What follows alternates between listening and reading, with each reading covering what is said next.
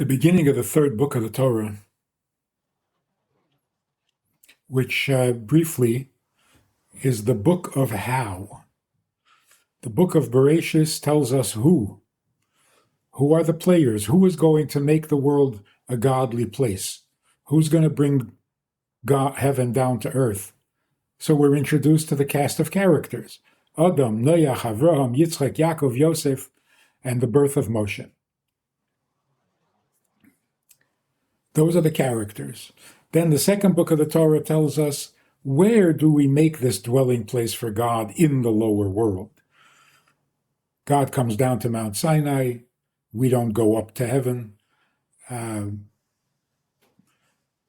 given instruction on how to build a mishkan, a dwelling place for God, a tabernacle, with all the details. And what is it made of?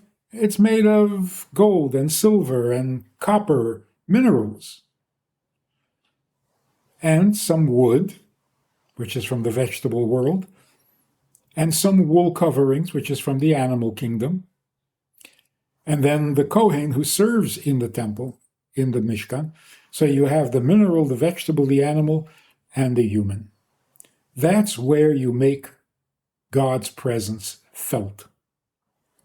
That's where you make God comfortable. Not only in your belief and in your spirit and in your study and thinking, but even in the physical, most physical part of the physical world. Now comes the third book. The third book is how. How does something physical become godly? So we have a full description of all of the sacrifices that were brought in the temple or in the portable temple that the Jews had with them for 40 years in the desert. You bring a goat or a lamb or a calf or a bird, and you offer it up on the altar. You literally see it turn from an animal to an object of holiness, or holy of holies. This is called elevating the physical, refining the physical, going from mass to energy. That's called elevation. Bringing God down to earth means making the energy into mass.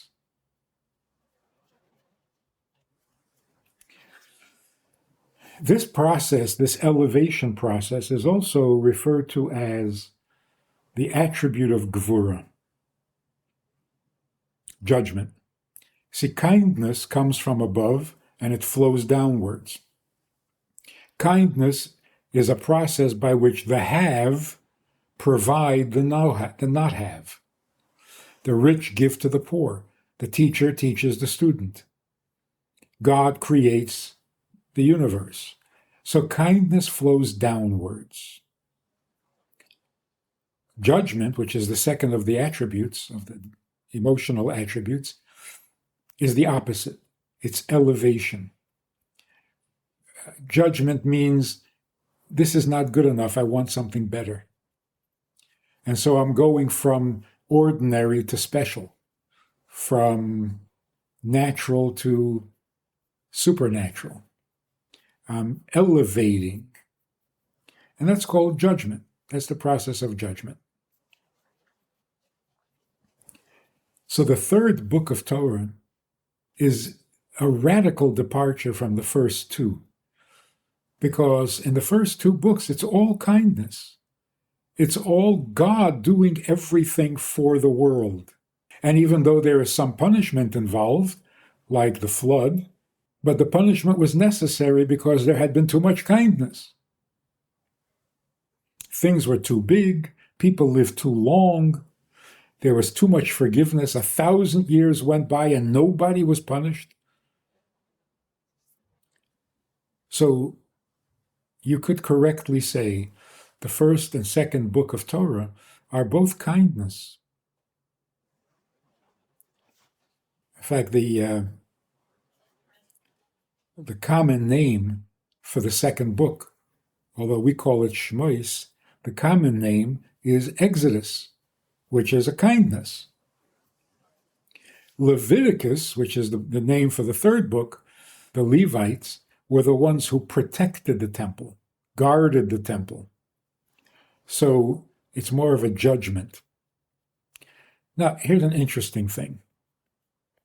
The first word of the third book of Torah is, and he called to Moshe, and God said to him as follows. What follows?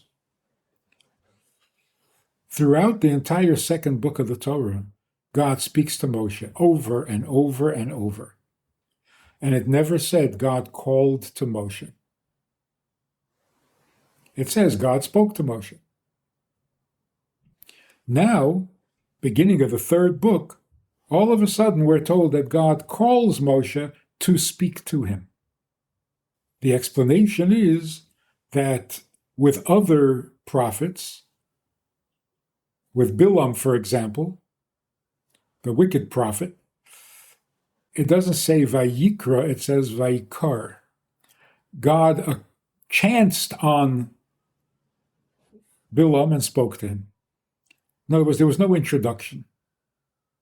It was an abrupt conversation.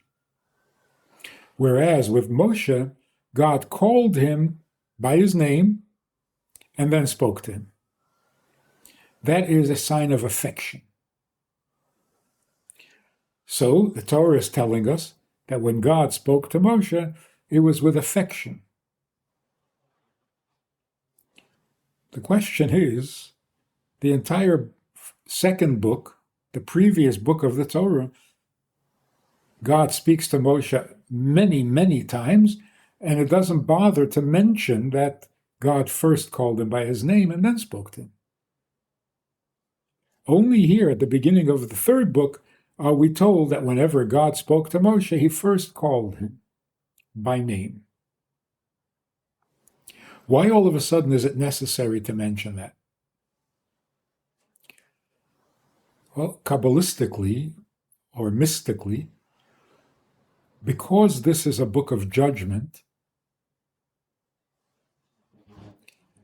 where we're talking about what needs to be repaired, what needs to be elevated, what needs to be redeemed, what needs to go from being material to becoming spiritual.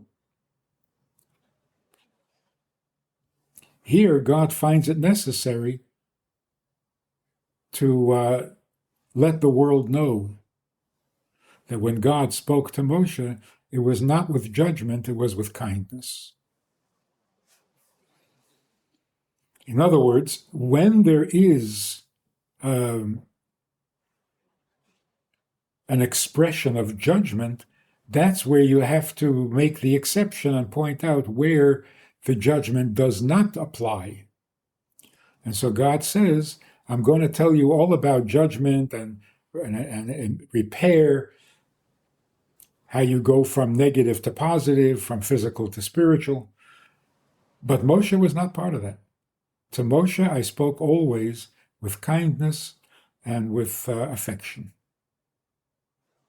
Now we find another interesting thing. In the word Vayikra, in the Hebrew spelling, there is the letter Aleph, the first letter of the alphabet. The Aleph is the A of Hebrew. And in this word, the way it's written, handwritten, in the Torah scroll, it has to be written smaller than all the other letters. It's a miniature Aleph. If you look through the entire written Torah, you will find the entire alphabet in small, miniature, and in enlarged. Some letters appear larger than the rest, some appear smaller. But every letter of the alphabet gets that kind of treatment. For example, when we say, Hear, O Israel, God, our God, God is one, the word one is echad. The D sound, the dalid of echad, has to be written large. But here the letter Aleph is written small. What is the reason for it? Small shows humility. So it's really interesting that when God expresses his affection to Moshe by using the word Vayikra, it shows up with a small aleph, meaning that Moshe was humbled by the affection. It didn't go to his head. It had the opposite effect. It humbled him. Okay, so the letter aleph is the initial letter in the word for Adam, a person. The letter aleph also means 1,000. Aleph is 1,000. It also means the general, the ruler, aluf. So we find that there is a small miniature aleph in the word Vayikra, referring to the humility of Moshe. And we also find in Chronicles, in Divrei Hayomim, we find the word Adam, referring to the first human being, Adam. There, the word Adam is spelled with an aleph at the beginning, and it's an enlarged aleph, not a regular size aleph. So we find the large aleph and the miniature aleph. When the Tzemach Tzedek was a little boy and he was raised by his grandfather, the Alter Rebbe, and the Alter Rebbe was devoted to his education, the Tzemach Tzedek asked the Alter Rebbe, why is there a small aleph?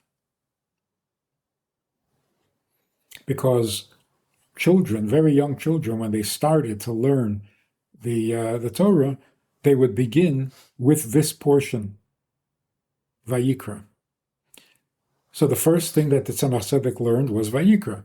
And he noticed immediately there's a small aleph, and he asked his grandfather, why is there a small aleph? The Alter Rebbe answered him after many moments of thought.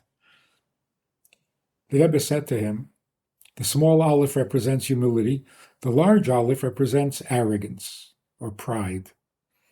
Adam is written with a large aleph because Adam had a very high opinion of himself. After all, he was a great tzaddik, he had a great soul, the greatest in history so far. Only Mashiach's soul is going to be greater. And even his body was not born to a human being. His body was formed, shaped, and made by God himself. That could go to your head. And because of his pride, that's why he sinned. But Moshe, as great as he was, and as close to God as he was extremely humble. How humble was he, the Rebbe said? He believed that everything he had, all of his gifts, all of his talents, were unearned. They were given for free. He was the son of Amram.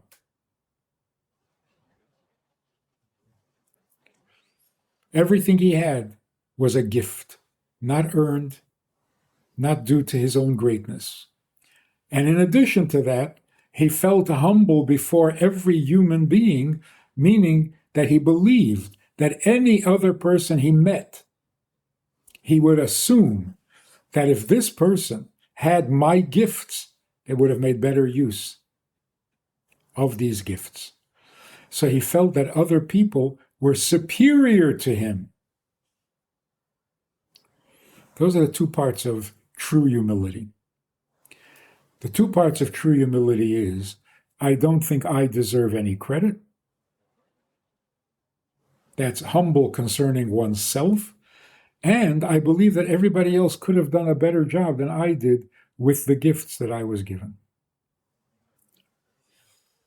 Those are two very different kinds of humility. There are people who can admit that they're nothing much. They can even tolerate an insult without being offended. But they cannot think that others are greater than them. I have nothing to be proud of. I have no ego, but neither does anybody else. The ability to think, I am worthless, I am nothing, but everybody else is better. Whoa, that's a whole new degree, a whole new standard of humility. It's much easier to admit that I'm wrong than to admit that you're right. Moshe had both. Not only did he dismiss himself as not having earned or deserved the gifts that he was given, but he also saw others in a much more positive light, that they would have done better had they been given the gift. So the Alter Rebbe says to his grandson, who was very young at the time, but was destined to become a Rebbe himself, a leader of people, he said to him, on the one hand, you have to be like Adam, a large Aleph. You have to have confidence. You have to be brave. You have to dare to do great things. But at the same time, you also have to have that humility. Because without it, you could be misled. So, let's try to understand this. We need to be like Adam, and we need to have the humility of Moshe. What was the pride of Adam? Certainly not ordinary pride. He was, in fact, justified in all of his thinking. Yes, he was the highest soul, and yes, his body was created by the hand of God himself. And before he sinned, he was completely innocent and was aware of it. The Rebbe is saying that there should also be an element of humility applied to that confidence. What Adam did was step into the world of sin. Not accidentally, but with confidence. He heard that the tree of knowledge is good and evil, and he didn't hesitate to step into that. Why? Because he trusted his own innocence to be invulnerable. No sin could penetrate, because he really had no appetite for sin. It wasn't within him. You know how Adam gave names to all the creatures in the world? That was a wisdom that even the angels didn't have. We inherit a little bit of that. We give our children names. And we are told that when we name our children, it's a little bit of a prophecy. It's a little bit of a Ruach HaKodesh. It's inspired from above that we pick the right name for the child. That is, in fact, its name, and how we came to it was like Adam was able to name all the creatures of the world. We can name at least our children. The difference is that our divine inspiration comes only from the soul, which is a little piece of God. Whereas by Adam, even his body had that kind of wisdom, because his body was as holy as his soul. So there was no sin in Adam. But the confidence of being able to step into a place of sin, knowing that I will not be affected, I will not be tempted, I will not be diminished. What happened was that he actually entered the place of sin. So he was right that he wasn't affected. But he ended up in the world of sin. The Alter Rebbe tells his grandson, you have to be like that. You have to have that kind of confidence. You have to be connected and influenced by the innocence of Adam before he ate from the tree. And we all inherit that because Adam is our father. But in order to be sure that we fulfill the purpose for which we were created, we also have to have the humility. Moshe never went into a place of sin. And yet, he elevated the world mightily without ever stepping into the arena of sin. And that was the power of his humility.